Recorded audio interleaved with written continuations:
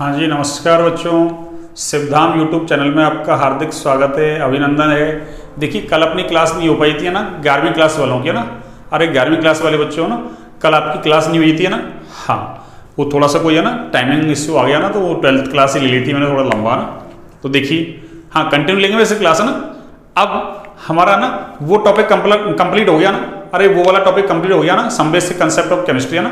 रसायन विज्ञान की कुछ मूलभूत अवधारणाएं, उसमें अपन ने मोल्स वगैरह ना सब कुछ कंसंट्रेशन टर्म्स में, मोलरता, मोललता, मोल भिन्न वगैरह ना, द्रव्यमान प्रतिशत, आयतन प्रतिशत, द्रव्यमान आयतन प्रतिशत, पीपीएम, पीपीवी, है ना, बहुत सारी चीजें पढ़ी थी उसमें, है ना।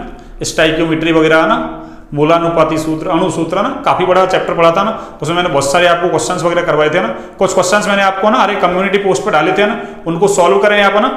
हाँ, मैं उनके आंसर बता दूंगा आपको ना, मतलब आंसर के सॉल्व करके बता दूंगा ना, लेकिन एक बार आप ट्राई करें ना, और भी क्वेश्चंस डाल दूंगा इसके बाद में, है ना। ठीक है, जो नीट वगैरह में है ना, जेई वगैरह में सवाल आए हुए हैं उनको ना। अब देखिए, आप सबसे पहले आज इसमें ना अपना चैप्टर है आज, है ना, ये चैप्टर नंबर 7 है ना। कौन सा है ये? Chapter number 7। और अभिक्रिया का नाम है ना रेडॉक्स अभिक्रियाएं। कौन सी अभिक्रियाएं? रेडॉक्स। और एनसीईआरटी में ये ऐसे लिख रखा है, देखो ना। अरे रेडॉक्स को एनसीईआरटी में हिंदी में ऐसे लिख रखा है, अपचयो अपचय अभिक्रियाएं। रेडॉक्स अभिक्रियाओं का नाम क्या है? अपचयो अपचय अभिक्रियाएं। कौन सी अभिक्रियाएं बच्चों? अपचयो अपचय अभिक्रियाएं, ना, अपचयो अपचय अभिक्रियाएं। अब देखिए, सुनो, रेडॉक्स अभिक्रिया छोटी क्लासों में अपन पढ़ते ही है ना कि ऐसी अभिक्रियाएं जिनमें ऑक्सीकरण और अपचयन दोनों साथ साथ होते हैं ना। ऐसी अभिक्रियाएं जिनमें ऑक्सीकरण और अपचयन दोनों साथ साथ होते हैं, कौन सी अभिक्रिया कहलाती है? अपचयो अपचय अभिक्रिया, या इसको ना इंग्लिश में बोल दो रेडॉक्स अभिक्रिया, रेडॉक्स रिएक्शन। ठीक है, अब इसमें हम सबसे पहला टॉपिक पढ़ते हैं अपने ऑक्सीकरण अंक। कौन सा? ऑक्सीकरण अंक। देखिए, ऑक्सीकरण अंक क्या है, सुनिए।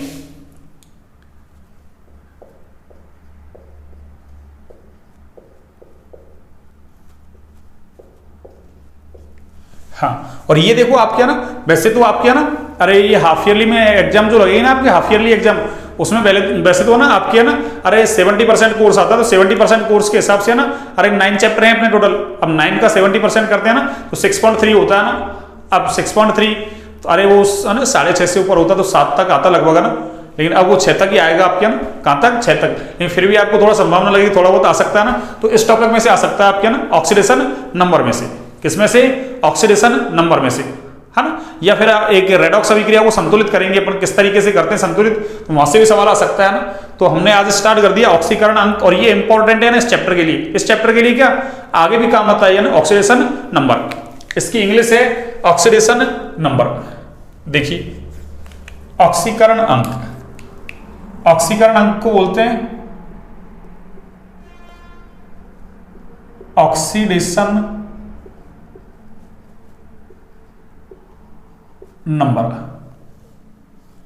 और बाद में अपन इसको शॉर्ट में बोला करेंगे ON। क्या बोला करेंगे?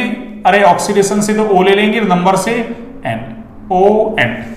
देखो ऑक्सीडेशन नंबर क्या है, सुनो भाई। कोई भी यौगिक है, उसमें कोई भी एटम ले लिया अपन ने, कोई परमाणु ले लिया ना, तो उस पर पाया जाने वाला ना, या उस पर उपस्थित है ना आवेश। और आवेश दो प्रकार का हो सकता है, या तो काल्पनिक आवेश हो सकता है ना, या फिर वास्तविक आवेश हो सकता है ना, रियल।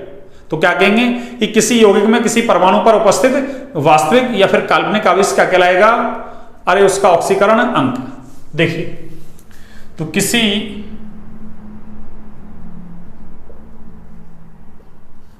यौगिक में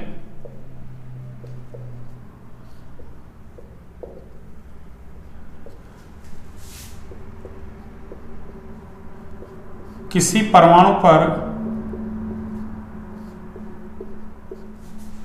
उपस्थित वास्तविक या तो रियल में या काल्पनिक आवेश,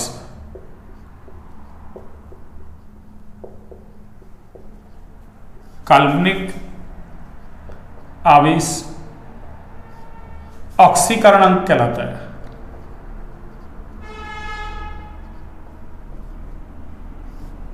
ऑक्सीकरण अंक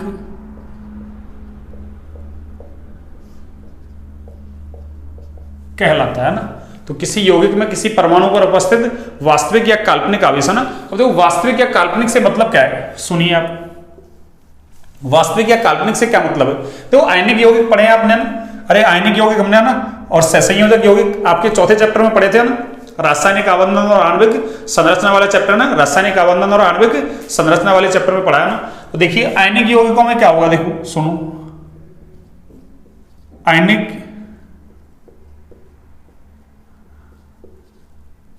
है ना, आयनिक यौगिक लेते हैं ना पहले। तो आयनिक यौगिकों में क्या होगा, सुनो, देखिए जैसे मैंने ऐसा लिख दिया, मान लो अरे ये NaCl, तो देखो आयनिक यौगिक तो हमको पता है ना, अरे आयनिक यौगिकों में आयन पाए जाते हैं ना, क्या पाए जाते हैं, आयन। तो ये कैसे ब्रेक होगा, देखो अरे ये ऐसे ब्रेक होगा, Na+ और Cl-, ये ऐसे ब्रेक होगा ना। वैसे मुझे लिखना तो ऐसे चाहिए था ना, अरे पर मैंने ना जल्दबाजी के चक्कर में ऐसा लिख लिया ना, है ना, जल्दबाजी के चक्कर में। अरे ऐसे है ना, एक बेंजीन की संरचना बनाते हैं, 2 संरचनाएं बनाते हैं, ऐसे अनुनाद है ना, अब उसमें लगाना तो डॉट डॉट करके ना, अरे डैश डैश करके गोला चाहिए ना, पर हम ना उसमें कंप्लीट गोला लगा देते हैं ना, वो गलत है ना। पर हाँ बुक्स वाला भी ऐसे लिखता है ना, अरे टीचर्स भी ऐसे लिखते हैं ना, तो फिर बच्चे भी ऐसे लिखेंगे, तो फिर गलत करने वाला कौन है। ऐसे आयनिक यौगिक को लिखा तो ऐसे जाना चाहिए ना, पर इसको लिखने में समय लगता है ना, प्लस-माइनस, इसलिए हम क्या कर देते हैं, अरे NaCl लिख देते हैं, उसको एक साथ कंबाइन करके लिख देते हैं ना। क्यों, 1+ का 1- का, तो कट पिट के क्या आ जाएगा, 0। तो वैसे सही तो ऐसे लिखा जाना चाहिए ना। अब जब NaCl को ऐसे लिखूंगा मैं, तो देखो अरे आपको Na पर कितना चार्ज दिख रहा है, Na पर तो +1 और Cl पर कितना दिख रहा है, अरे -1। तो ये कैसा चार्ज है, अरे रियल चार्ज ही दे, वास्तविक। वास्तविक तो ऐसा ही है, ऐसा लिखा जाना चाहिए था, पर हमने लिखे ऐसा दिया ना, ठीक है। तो ये कैसा है, रियल चार्ज, तो ये वास्तविक समझ में आ गया आपकी, अरे वास्तविक समझ में आ गया। तो देखो मैं ऐसे लिख दूं, ऑक्सीडेशन नंबर ON, अभी कहा था मैंने इसको मैं शॉर्ट में ऐसा लिखूंगा ना, ON लिखूंगा। तो देखो Na+ के ऊपर एक चार्ज है, तो इसका ऑक्सीडेशन नंबर कितना है, +1, और इस पे कितना है, -1, तो इसका क्या हो गया, -1 हो गया या नहीं हुआ। तो यही तो कहा अपन ने कि किसी यौगिक में किसी परमाणु पर उपस्थित वास्तविक या काल्पनिक आवेश, देखो ये तो वास्तविक ही है, इसके ऊपर +1, इसके ऊपर -1। ऐसे देखो मैं ये लिख दूं, दूसरा एग्जांपल देखो आप, एक एग्जांपल तो ये हो गया आपका ना NaCl, आयनिक यौगिकों के अंदर है ना, आयनिक यौगिकों के अंदर। दूसरा एग्जांपल देखो आप, BaCl2 देखो ना, BaCl2 देखो, तो BaCl2 कैसा है, अरे इसको लिखा तो ऐसा जाना चाहिए था, Ba+2, और देखो 2 Cl है ना, तो एक पर 1- तो 2 पर 2-, तो इसको ऐसा लिखा जाएगा ना, Ba के ऊपर +2 चार्ज और Cl पर -1 चार्ज। अब 2 है तो मैं 2 से इसको गुणा कर लूंगा, तो -2 हो जाएगा, वही +2 -2 कट पिट के क्या आएगा, 0। और आयनिक यौगिक कैसे होते हैं, अरे विद्युत के उदासीन होते हैं ना, यानी इनके ऊपर कोई भी नेट चार्ज नहीं पाया जाता। तो लिखा तो ऐसे जाना चाहिए, पर हमने इसको ऐसा लिख दिया ना, इसका मतलब इसमें ऑक्सीडेशन नंबर कितना है, देखो इस Ba का तो कितना है, +2, और Cl का कितना है, -1। तो देखो अरे Ba के ऊपर +2, Cl के ऊपर -1, Na के ऊपर +1, Cl के ऊपर -1। ये चार्ज कैसा है, अरे ये वास्तविक चार्ज है ना, कैसा चार्ज है, अरे वास्तविक चार्ज है। सहसंयोजक यौगिकों में देखो आप ना, सहसंयोजक यौगिकों में क्या होगा, सुनो,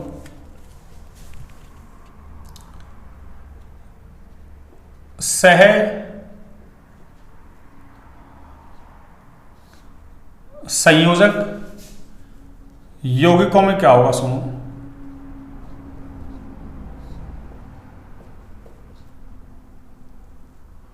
हाँ जी देखिए सहसंयोजक यौगिकों में क्या होगा, सुनो, जैसे मैंने एक एग्जांपल ले लिया ऐसा, H और Cl, ऐसा ही है, H और Cl है या नहीं, बताओ। अब इस पे कोई चार्ज दिख रहा है क्या,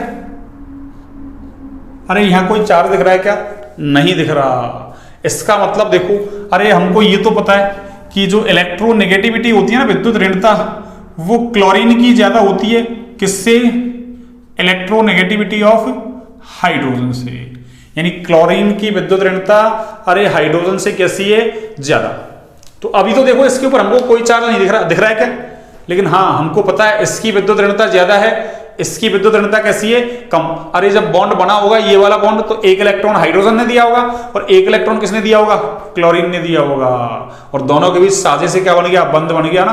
और हमको पता है क्या, अरे कि साझे का जो इलेक्ट्रॉन युग्म होता है, इलेक्ट्रॉन युग्म का मतलब एक इलेक्ट्रॉन इसने दिया, एक इसने, इलेक्ट्रॉन का जोड़ा हो गया ना।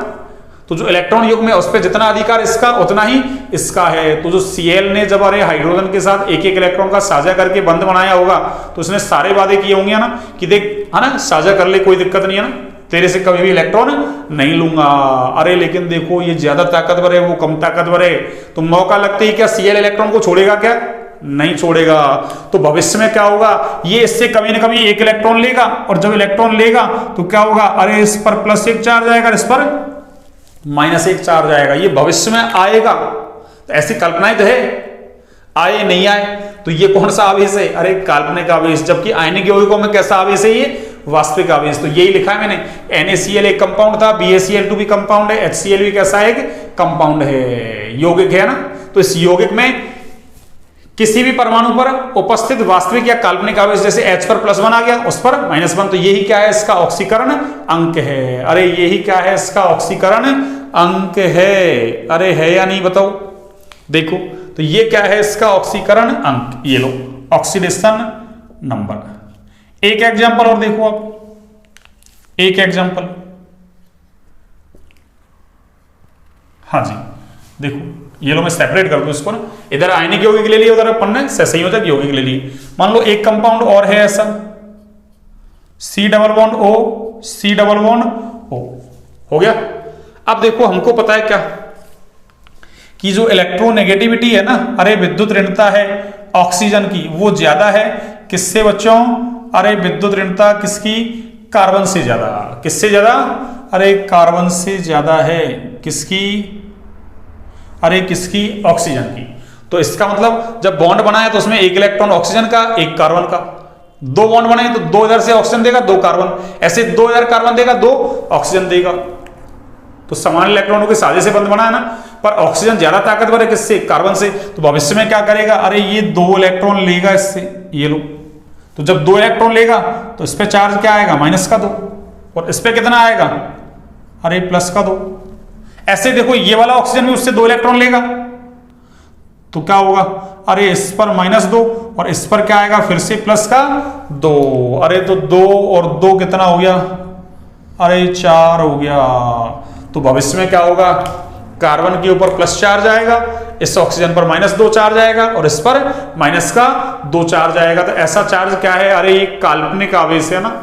तो संयोजक यौगिकों में परमाणु पर कौन सा आवेश है, काल्पनिक, और आयनिक में कैसा है, वास्तविक। और ये आवेश ही क्या कहलाता है, ऑक्सीकरण अंक। तो ये तो मैंने अभी आपको डेफिनेशन समझाई है ना, परिभाषा समझाई है ना, इसका मतलब क्या था, ठीक है। एक बार आप इसको नोट डाउन कीजिए, एक बार बच्चों आप इसको नोट डाउन कीजिए, फिर हम ऑक्सीकरण अंक ज्ञात करने के नियम पढ़ेंगे ना। तो एक बार आप इसको जल्दी से नोट डाउन कर लीजिए, कर लिया, देखिए सुनिए। अब हमारी हेडिंग क्या होगी, ऑक्सीकरण अंक ज्ञात करने के नियम। ऑक्सीकरण अंक ज्ञात करने के नियम, देखिए क्या हेडिंग है, सुनिए।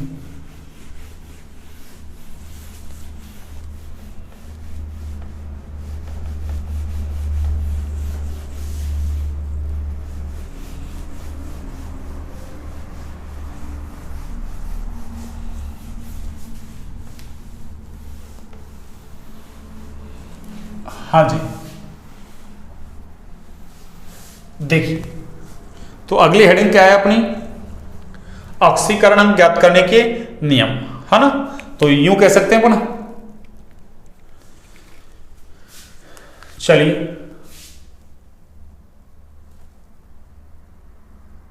यानी ऐसे कह दूं मैं, रूल्स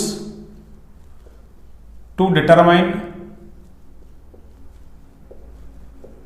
थोड़ा बहुत इंग्लिश भी सीखे आप है ना, अरे थोड़ा बहुत बच्चों इंग्लिश भी सीखो है ना, क्यों आगे जाके है ना, अरे बड़े लेवल पे जाते हैं ना, स्टैंडर्ड बुक्स होती हैं वो इंग्लिश मीडियम में होती है ना। हाँ थोड़ा बहुत सीखे है ना, धीरे धीरे मैं वैसे लिखता हूँ ना साथ साथ में ना, पर थोड़ा सा ना और भी सीखे है ना। तो शॉर्ट में ऐसे कह दूं कि रूल्स का मतलब नियम, टू डिटरमाइन का मतलब अरे निर्धारित करने के या ज्ञात करने के नियम, ठीक है ना। देखिए पहला नियम क्या है, सुनिए।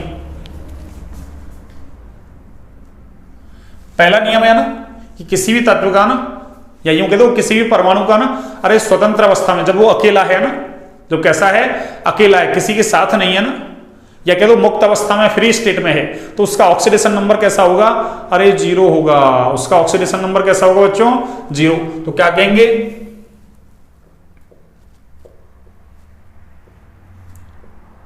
किसी भी परमाणु का स्वतंत्र अवस्था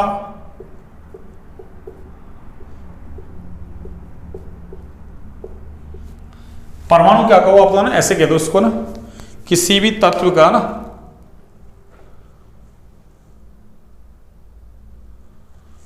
ठीक है ना, ये परमाणु बोल दो कोई दिक्कत नहीं है, लो ना ऐसे चलो लिख दो ना। चलो अभी मैं समझाता हूं इसको ना।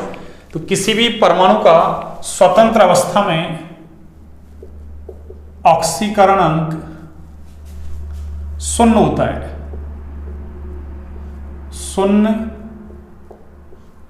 होता है। यानी आपको क्या करना है, ये नियम याद करने हैं ना, नियम याद होंगे तो ही हम ऑक्सीडेशन नंबर निकाल पाएंगे ना। अगर नियम हमको याद नहीं है तो ऑक्सीडेशन नंबर नहीं निकाल पाएंगे बच्चों ना। तो आपको नियम याद करने हैं ना। तो किसी भी तत्व का स्वतंत्र अवस्था में ऑक्सीकरण अंक कैसा होगा, 0।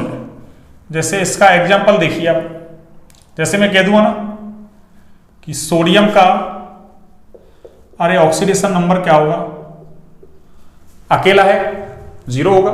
अरे होगा या नहीं होगा, मतलब होगा। ऐसे मान लो मैंने कह दिया O3, ओजोन में ऑक्सीजन का ऑक्सीडेशन नंबर क्या होगा, अरे 0 होगा।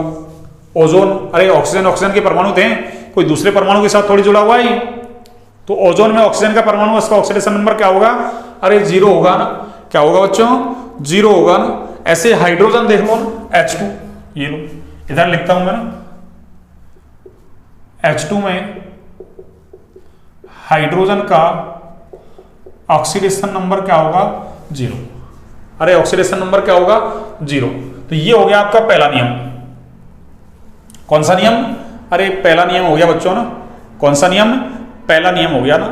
दूसरा नियम देखिए आप ना, अरे दूसरा नियम क्या है सुनिए।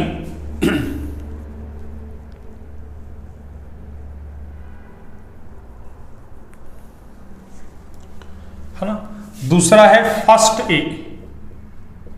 मैंने आवर्त सारणी पढ़ाई थी ना, अरे तब मैंडलीफ के अनुसार कौन से वर्ग को ना, अरे कौन सा नंबर दिया जाएगा ना, रोमन अंकों में दिए थे नंबर, है ना, आपको याद हो तो देखो फर्स्ट ए के अंदर कौन कौन आता है, देखो सुनो, लिथियम, सोडियम, पोटेशियम, रुबिडियम और सीजियम। ठीक है ना। फ्रेंसियम आता है, लेकिन फ्रेंसियम कैसा है, अरे रेडियो एक्टिव तत्व है भैया ना। कैसा तत्व है, रेडियो एक्टिव, इसलिए उसको लिया नहीं है ना। तो फर्स्ट ए के तत्वों का संयुक्त अवस्था में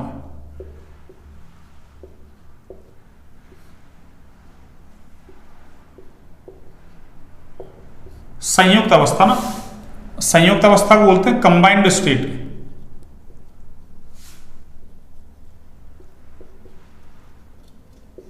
तो फर्स्ट ए के तत्व कौन कौन से हैं, lithium, sodium, potassium, rubidium, caesium. इसके तत्वों का संयुक्त अवस्था में ऑक्सीडेशन नंबर कितना होता है, +1 होता है। ठीक है ना, +1 होता है ना। जैसे देखो इसका एग्जाम्पल देख लो, NaCl। तो NaCl में अरे Na का ऑक्सीडेशन नंबर कितना होगा, +1। कैसे, देखो NaCl के साथ कंबाइंड है, अरे कंबाइंड है ना Cl के साथ, तो इसका मतलब Na का ऑक्सीडेशन नंबर कितना होगा कंबाइंड अवस्था में, अरे संयुक्त अवस्था में कैसा, +1। और देखो स्वतंत्र अवस्था में था तो 0 था, अरे स्वतंत्र अवस्था में था तो 0 था ना, ध्यान रखें। तीसरा नियम देखिए, सेकंड ए। और देखो सेकंड ए के अंदर कौन आता है, सेकंड ए के अंदर आता है आपका beryllium, magnesium, calcium, strontium, barium और एक रेडियम रेडियो एक्टिव होता है ना, इसलिए उसको लेते नहीं है ना, के तत्वों का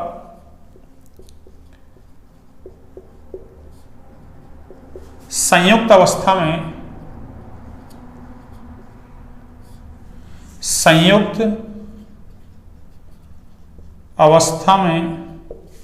ऑक्सीकरण अंक बराबर कितना है, +2 है ना, +2 होता है संयुक्त अवस्था में ना। कौन सी अवस्था में? संयुक्त अवस्था में। ऐसे देखो, चौथा नियम है एल्यूमिनियम का, है ना, अकेले का नहीं, अकेले है ना, अकेले अकेले होंगे तब तो 0 हो जाएगा, ये कंबाइंड हो किसी के साथ, है ना, कंबाइन हो। एल्यूमिनियम का संयुक्त अवस्था में ऑक्सीडेशन नंबर कितना होता है बच्चों? अरे +3 होता है ना, कितना होता है? +3। ये लो,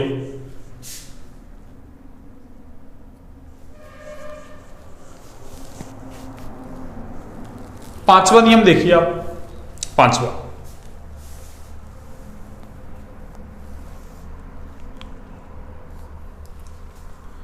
पांचवा नियम, हाइड्रोजन का संयुक्त अवस्था में, कौन सी अवस्था में बच्चों?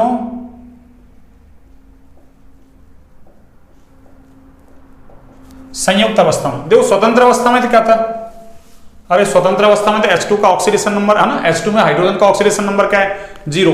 पर संयुक्त अवस्था में है ना, कौन सी अवस्था में है? संयुक्त अवस्था में। तो इसका ऑक्सीडेशन नंबर कितना होगा देखो, तो संयुक्त अवस्था में ऑक्सीडेशन नंबर +1 होता है ना, लेकिन है ना, लेकिन धातु हाइड्राइड में है ना, किंतु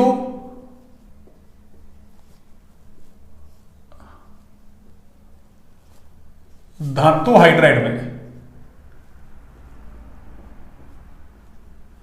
यानी हाइड्रोजन जब किसी धातु के साथ में ना, अरे कंबाइन हो ना, तो धातु हाइड्राइड में ऑक्सीडेशन नंबर क्या होता है? अरे -1 होता है बच्चों। कितना होता है? -1। अब देखो, जैसे मैं यूं कह दूं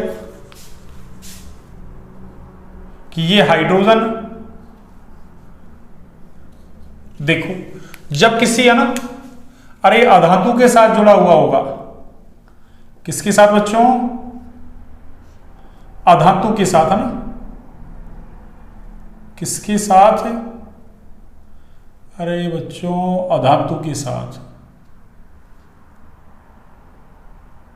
और एक ये जब किसी धातु के साथ जुड़ा होगा ना, तो हाइड्रोजन जब भी धातु के साथ जुड़ेगा धातु हाइड्राइड बनाएगा, और धातु हाइड्राइड बनाएगा, अरे तो इसका ऑक्सीडेशन नंबर कितना होगा? -1। और अधातु के साथ जुड़ा होगा तो कितना होगा? +1। अरे अधातु के साथ कितना होगा? +1। ठीक है ना, अधातु के साथ कितना होगा? +1। जैसे देखो अमोनिया में, है ना, अमोनिया में हाइड्रोजन का ऑक्सीकरण अंक, तो ये हाइड्रोजन किसके साथ? अरे नाइट्रोजन के साथ संयुक्त है ना, और नाइट्रोजन क्या है? अरे एक अधातु है भैया ना, तो हाइड्रोजन का ऑक्सीडेशन नंबर कितना आएगा? यहां अधातु के साथ है तो +1। ऐसे ही अगर मैं यूं लिख दूं NaH, सोडियम हाइड्राइड, इसका नाम क्या है बच्चों? Sodium hydride. तो सोडियम हाइड्राइड में हाइड्रोजन का ऑक्सीडेशन नंबर कितना होगा?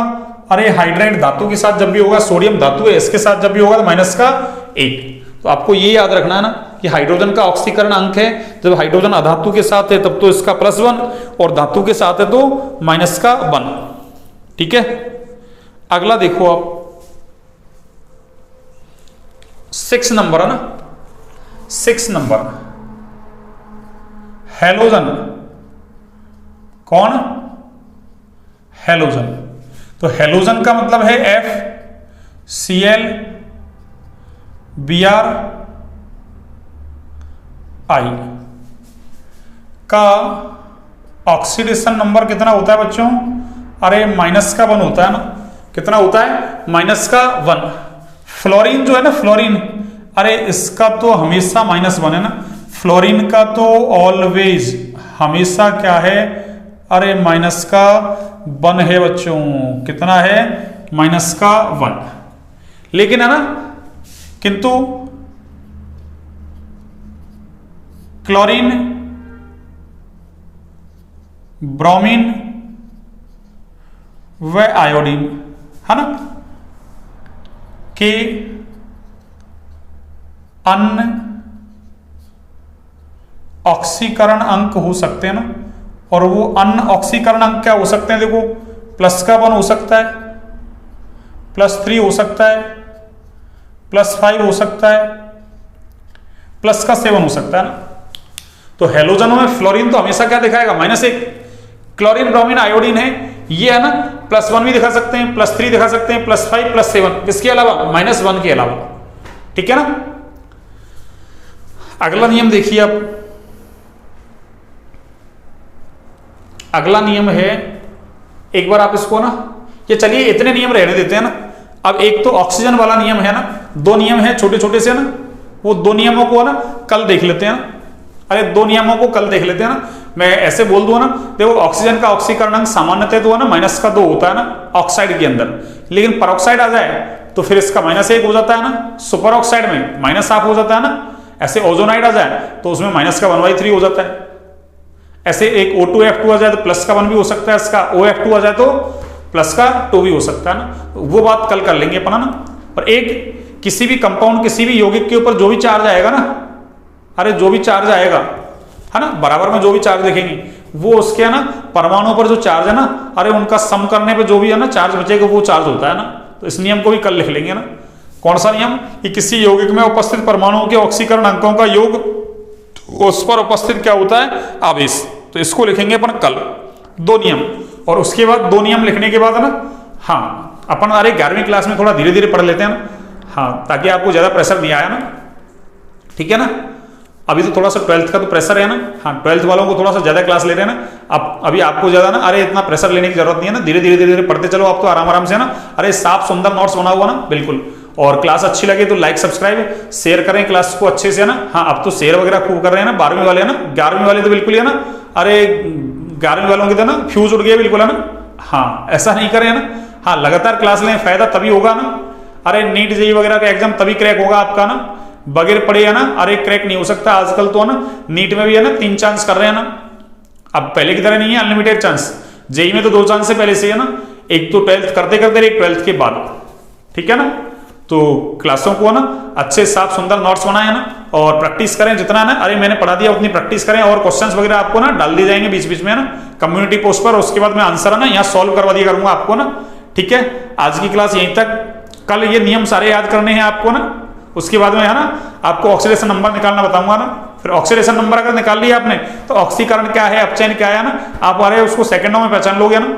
फिर उसके बाद रेडॉक्स समीकरणों को संतुलित भी कर दोगे आप ना, अगर आपने ऑक्सीडेशन नंबर वगैरह ना अच्छे से निकाल लिया तो। ठीक है। और नीट जेईई के एग्जाम में ऑक्सीडेशन नंबर से रिलेटेड सवाल आता ही है ना, जरूर आता है ना। ठीक है बच्चों, तो आज की क्लास यहीं तक। ठीक है, ओके, गुड नाइट, शुभ रात्रि सभी को, स्वस्थ रहें, मस्त रहें ना, अच्छे से पढ़ाई करें। ठीक है, चलिए।